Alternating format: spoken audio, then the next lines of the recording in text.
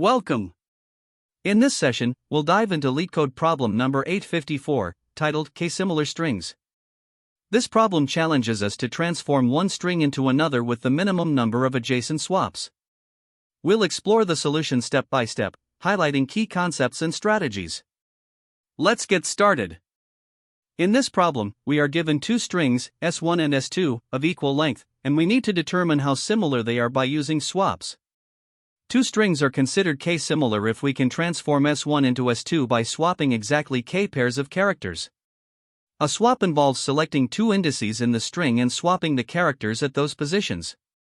Our goal is to find the smallest possible value of K, meaning the minimum number of swaps required to make S1 and S2 identical. The input consists of two strings that are guaranteed to be anagrams of each other, meaning they contain the same characters but possibly in different orders. The output is an integer, representing the minimum number of swaps needed. The constraints ensure that the strings are between 1 and 20 characters long, and they only contain lowercase English letters. Let's look at an example to better understand the problem. Suppose S1 is AB and S2 is BA. In this case, we can swap the characters at indices 0 and 1 in S1, which changes AB into BA. Now, S1 matches S2, and the minimum number of swaps required is 1. For another example, consider S1 as ABC and S2 as Ka. Here, we need more than one swap to transform S1 into S2. This demonstrates how the number of swaps can vary depending on the arrangement of the strings. For the second example, where S1 is ABC and S2 is Ka, we need two swaps to make them identical. First, we can swap the characters at indices 0 and 1, transforming ABC into BC. Then, we swap the characters at indices 1 and 2, which gives us Ka. Since it took exactly two swaps to match S1 with S2, the output is 2.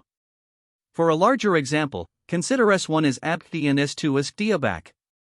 In this case, the minimum number of swaps required is 5. The specific sequence of swaps depends on the approach used, but the key takeaway is that the solution must calculate the minimum number of swaps needed. For the larger test case where S1 is ABCD and S2 is Diabak, a total of 5 swaps are required to transform S1 into S2. The exact sequence of swaps will depend on the algorithm implemented to solve the problem. It's important to note the constraints of the problem. First, the lengths of S1 and S2 are always the same, ranging from 1 to 20 characters. Second, both strings consist only of lowercase English letters, and it is guaranteed that S1 and S2 are anagrams of each other. Some edge cases to consider include situations where the strings are already identical, in which case no swaps are needed, or where the strings are of length 1, which also requires 0 swaps. For longer strings, such as when S1 and S2 have 20 characters, the algorithm must handle these efficiently, even in the most complex cases. For example, if S1 is ABCDFGHIJKLMNOPQRST and S2 is the reverse, Serponlogik Bekba, the algorithm must compute the minimum number of swaps needed, which could be significant. Another interesting scenario is when S1 and S2 differ by only a few swaps, the algorithm should quickly identify the minimal value of K. On the other hand, when the strings are in completely different orders but still anagrams, the algorithm must explore all possible sequences of swaps efficiently. Techniques such as breadth-first search, BFS, or depth-first search, DFS, with backtracking are commonly used to tackle this problem, as they allow us to systematically explore all possible transformations of S1 and determine the optimal solution. To solve the problem of determining the minimum number of adjacent swaps required to transform string S1 into S2, we considered a few approaches. The first is the brute force method, where we try all possible swaps of S1 to see if we can transform it into S2. This involves recursively generating all permutations of S1 by swapping characters and counting the swaps used. However, the time complexity of this approach is O(n), which grows factorially with the length of the string. This makes it computationally infeasible for even moderately sized strings. The second approach is an optimized breadth-first search, or BFS. Here, we treat each valid string transformation as a node in a graph, and the edges represent swaps. By applying BFS, we can explore all possible transformations level by level, starting from S1. The shortest path to S2 gives us the minimum number of swaps required. For each string, we identify the first mismatched character, swap it with valid positions, and add the resulting strings to a queue while tracking visited states to avoid redundant work. This method has a time complexity of approximately n², which, while better than brute force, can still become challenging for larger inputs. While BFS is a significant improvement over brute force, its major drawback is that it can still be slow when the search space is large. To address this, we also considered an optimized depth-first search, or DFS, with pruning. Like BFS, this approach explores transformations, but it prioritizes swaps that bring S1 closer to S2. This prioritization reduces unnecessary explorations by focusing on promising paths. The DFS procedure involves maintaining a minimum swap counter and pruning branches that exceed this value, which helps to limit the search space. Its performance in practice depends heavily on the heuristic used to guide the search. A well-designed heuristic can make the process efficient, but a poor one can lead to degraded performance. Ultimately, we chose the BFS approach as the preferred solution. This decision was based on several factors. First, the problem structure naturally maps to a graph, making BFS an ideal choice for finding the shortest path in such unweighted graphs. While DFS with pruning can also be competitive, BFS guarantees the shortest path by exploring all transformations level by level. Additionally, although BFS uses more memory due to its queue, it avoids the risks associated with DFS, such as deep recursion and the potential for ineffective pruning. Overall, BFS strikes a balance between performance and ease of implementation. Finally, let's discuss the complexity of the chosen BFS approach. The time complexity is n², where n is the length of the string. This accounts for generating all possible transformations of the string and checking for matches. The space complexity is n, which arises from storing the visited states to avoid revisiting the same transformations. By choosing BFS, we ensure that our solution is both correct and efficient for typical input sizes. While the complexity may seem high, the method is robust, systematically explores all possibilities, and is well suited to the problem structure. With this approach, we can confidently handle the challenge of finding the minimum swaps required to transform S1 into S2. In this problem, we are tasked with transforming one string, S1, into another string, S2, using the minimum number of adjacent swaps. The key constraint here is that both strings are anagrams, meaning they contain the exact same characters in different orders. To solve this, we need to determine the smallest number of swaps required to make S1 identical to S2. The most efficient approach to tackle this problem is using breadth-first search, or BFS. First, we begin by validating the input. If S1 is already equal to S2, we can immediately return 0 since no swaps are needed. Additionally, it's important to confirm that both strings are indeed anagrams, since failing this condition would violate the problem's constraints. After validation, we initialize the BFS process. We use a queue to keep track of all possible transformations of S1 as we progress toward S2. The starting string S1 is added to the queue, along with a step counter starting at 0 to track the number of swaps made. To prevent redundant work, we also maintain a visited set to record strings that have already been processed. This structure ensures that we avoid revisiting the same string multiple times, which could lead to inefficiencies and infinite loops.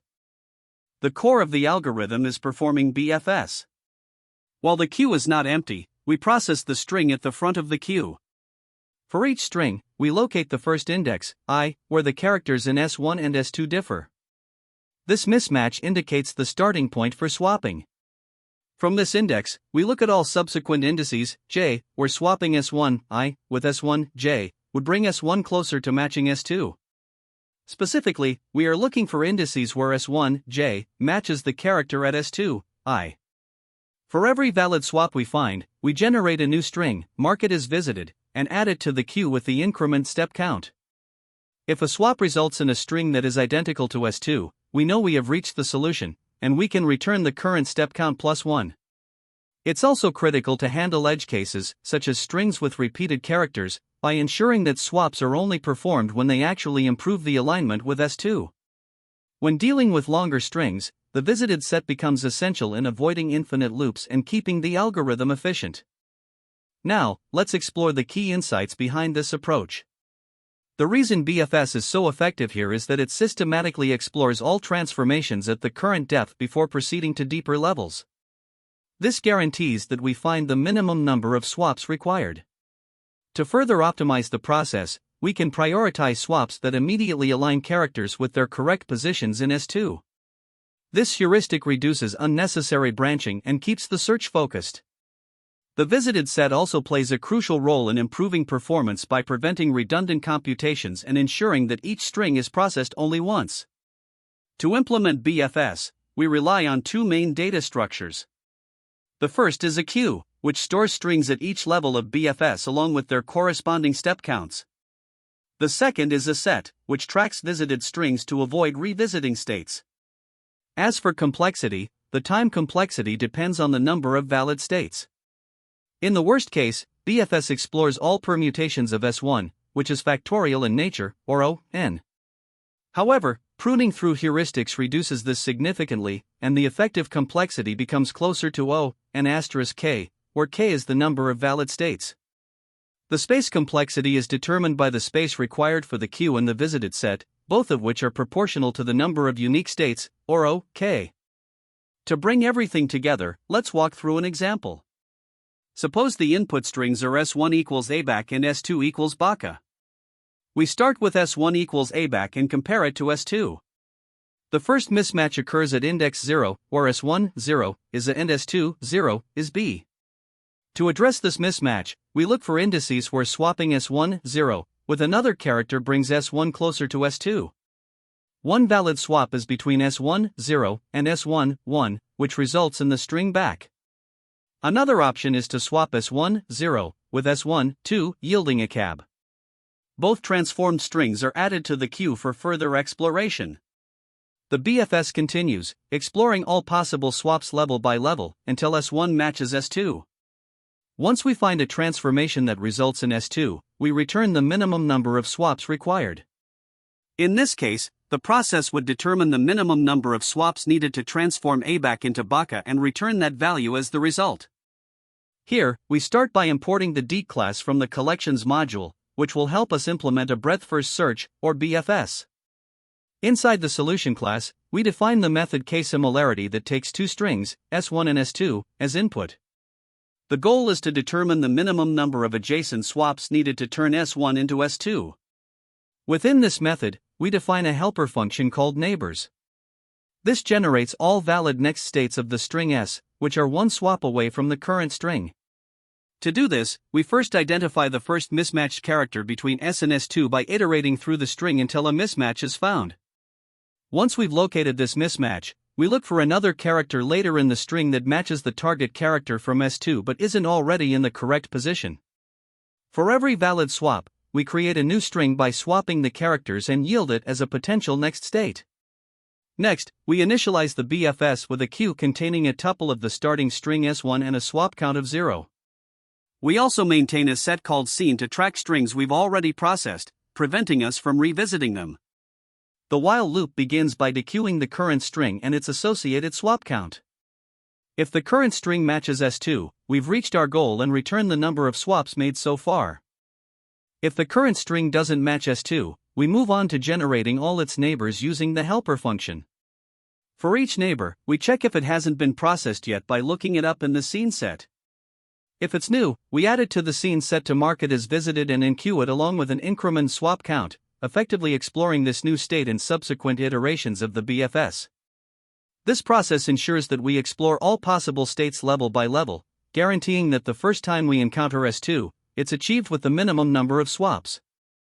Finally, if we exhaust the queue without finding S2, which theoretically shouldn't happen with valid inputs, we return -1 as a fallback. By the end of this implementation, we've efficiently solved the problem using a BFS approach combined with the concept of generating valid neighbors through targeted character swaps. Here, we begin by defining our Java implementation of the ksimilar strings problem. At the top, we import the necessary utilities, such as java.util**, to utilize classes like queue and set. Inside the solution class, we define the ksimilarity method, which takes two input strings, S1 and S2. This method will calculate the minimum number of adjacent swaps required to make S1 identical to S2. Within this method, we create a nested helper class that contains a function called neighbors. This function generates all valid next states by identifying positions where characters in S1 differ from S2. It then swaps mismatched characters to create new string permutations. The result is stored in a list, which represents all possible next states for the current string. This logic is followed by initializing an instance of the helper class and a queue to facilitate our breadth-first search approach. Now, we introduce additional components essential for the BFS traversal. A hash set called scene is used to track strings we have already processed and avoid revisiting them.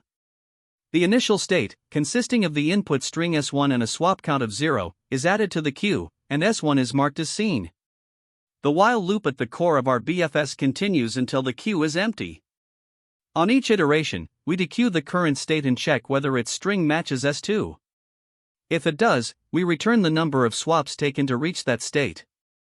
Otherwise, we generate all valid neighbors of the current string using the helper function and iterate over them. For each neighbor, if it hasn't been processed before, we add it to the scene set and enqueue it with an increment swap count. This ensures we explore all potential paths while minimizing redundant computation. Finally, we define the state class, which is a simple helper structure used to store a string and the number of swaps needed to reach it. The class has a constructor that initializes the str and swaps fields. This encapsulation makes it easier to manage the queue during our BFS traversal, as we can track both the current string and the associated swap count in a single object.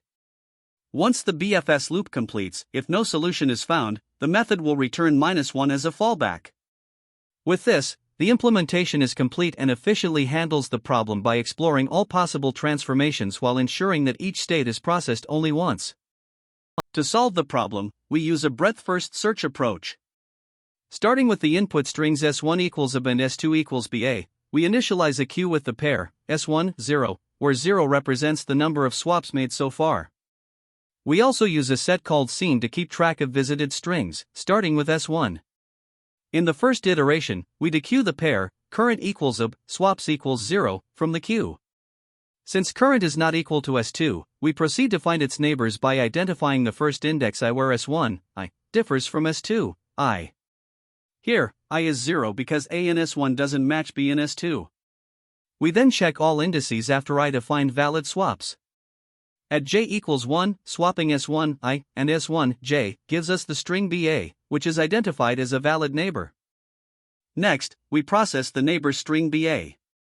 Since it is not already in the scene set, we add it, updating scene to BA. We then enqueue the pair, current equals BA, swaps equals 1, into the queue. In the second iteration, we dequeue this pair and find that current is now equal to S2. This means we have successfully transformed S1 into S2 using one swap. Therefore, we return the result of 1, indicating the minimum number of swaps required. Now, let's consider the next example with S1 equals ABC and S2 equals CA. We begin with the same initialization. The queue contains the pair, current equals ABC, swaps equals 0, and the scene set starts with ABC. In the first iteration, we dequeue the pair, current equals ABC, swaps equals 0. Since current is not equal to S2, we look for neighbors. At index I equals 0, A in S1 differs from B in S2.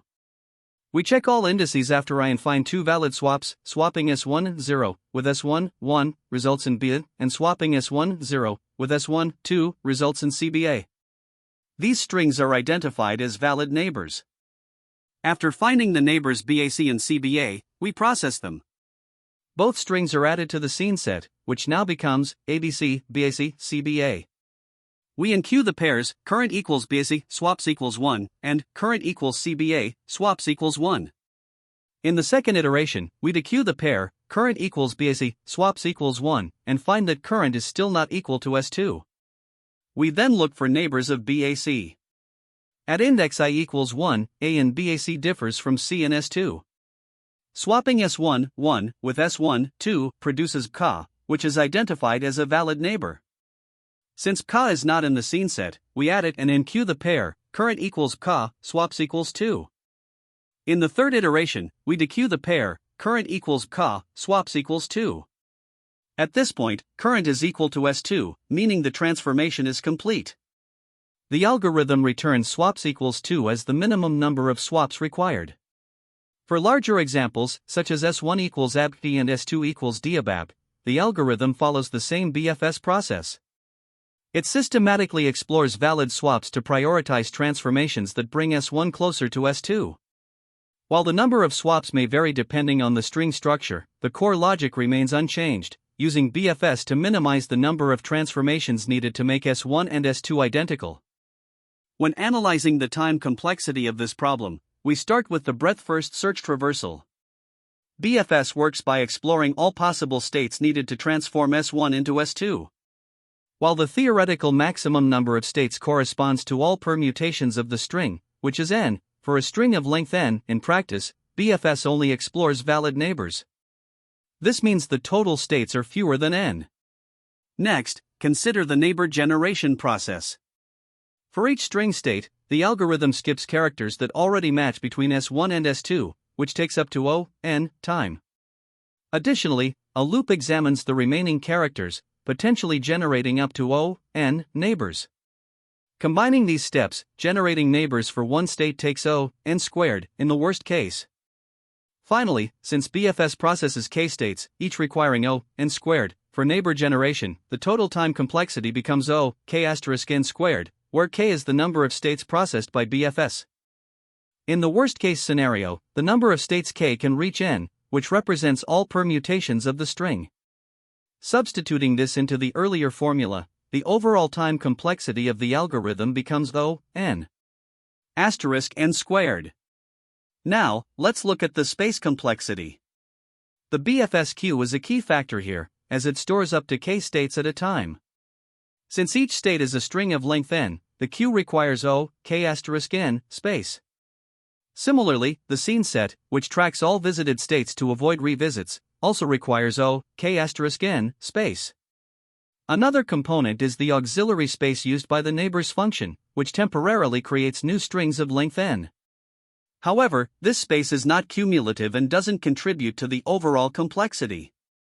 Therefore, the total space complexity is dominated by the queue and the scene set, resulting in O(k*(n).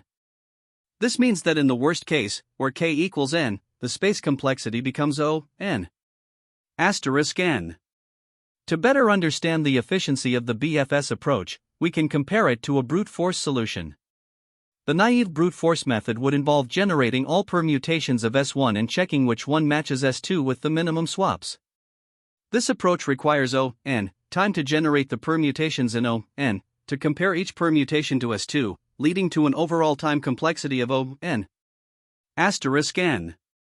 Additionally, the space complexity of brute force is O(n) to store all permutations. In contrast, the optimized BFS approach avoids generating unnecessary permutations by focusing only on valid neighbors, which significantly improves practical performance.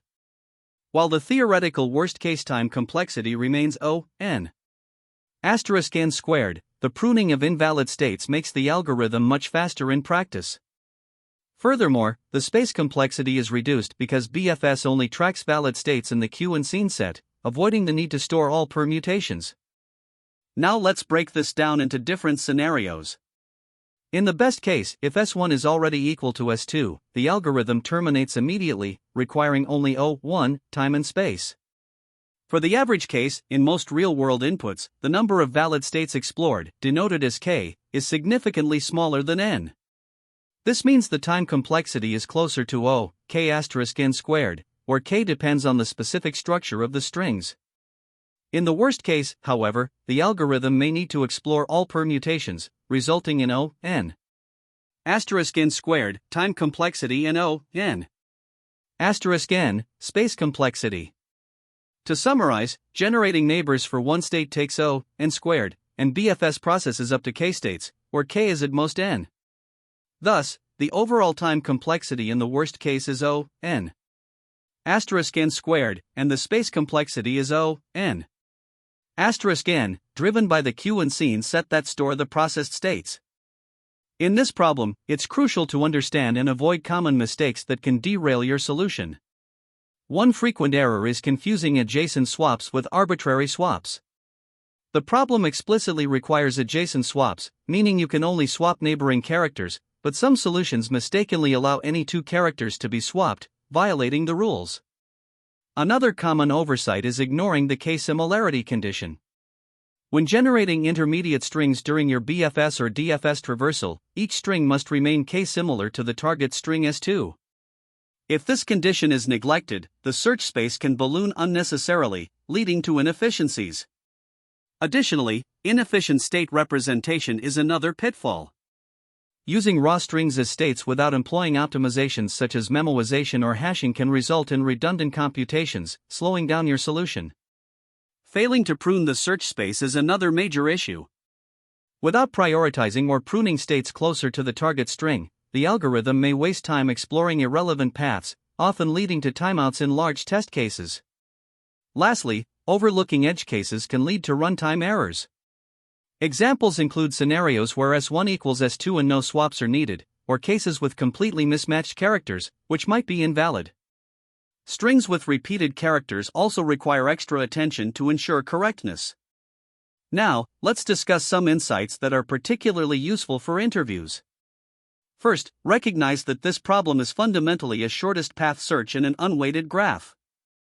Here, each string represents a node, and each valid adjacent swap forms an edge between nodes. BFS is often the optimal approach for this type of problem because it guarantees that the shortest path, or the minimum number of swaps, is found first. To optimize further, heuristics can be applied, such as prioritizing swaps that immediately align mismatched characters. This can help reduce the search space and improve efficiency. Comparing BFS to DFS, BFS is generally better suited here because it systematically explores all possibilities level by level, ensuring minimal steps. DFS, on the other hand, can lead to redundant exploration unless carefully managed with extra bookkeeping. It's also important to explain your approach clearly during interviews. Highlight why BFS is more appropriate than DFS or brute force, focusing on its guarantee of finding the shortest path. Finally, this problem aligns with several other graph traversal problems, like LeetCode number 752, Open the Lock, where BFS is used for shortest path searches, or LeetCode number 126 and number 127, which involve transforming one word to another with minimal steps. LeetCode number 851, Loud and Rich, also explores graph traversal but with additional conditions, making it a related but slightly different challenge. Finally, let's consider some alternative approaches that you might use depending on the scenario. BFS with early stopping is a straightforward method where you explore states level by level and stop as soon as S1 matches S2. This guarantees the minimum number of swaps, but you need to carefully track visited states to avoid infinite loops. The trade-off here is simplicity versus speed, as BFS can become slow if the search space is large. Another option is DFS with backtracking, which involves exploring all possible swap combinations recursively and backtracking when a path fails to lead to a solution. This approach works well for smaller inputs but can be computationally expensive unless you include optimizations like memoization to prevent revisiting states. A more advanced technique is A** search, which combines BFS with a heuristic function, such as the number of mismatched characters, to prioritize the most promising states. While this can be faster than plain BFS in some cases, the challenge lies in designing an effective heuristic specific to this problem. Each of these approaches has its trade-offs, and the best choice often depends on the constraints of the problem and the size of the input. Thank you for joining this session. We covered the k-similar strings problem, discussing the key algorithm and takeaways. Remember, BFS is a versatile strategy for exploring transformations, so practice similar problems to build confidence. Don't forget to like and subscribe for more coding tutorials. See you next time.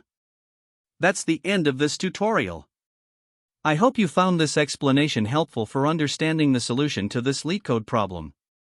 If you enjoyed this content, please consider subscribing to the channel for more coding tutorials and solutions. Feel free to leave a like if this video helped you, and don't hesitate to comment with any questions you might have. Thanks for watching, and happy coding!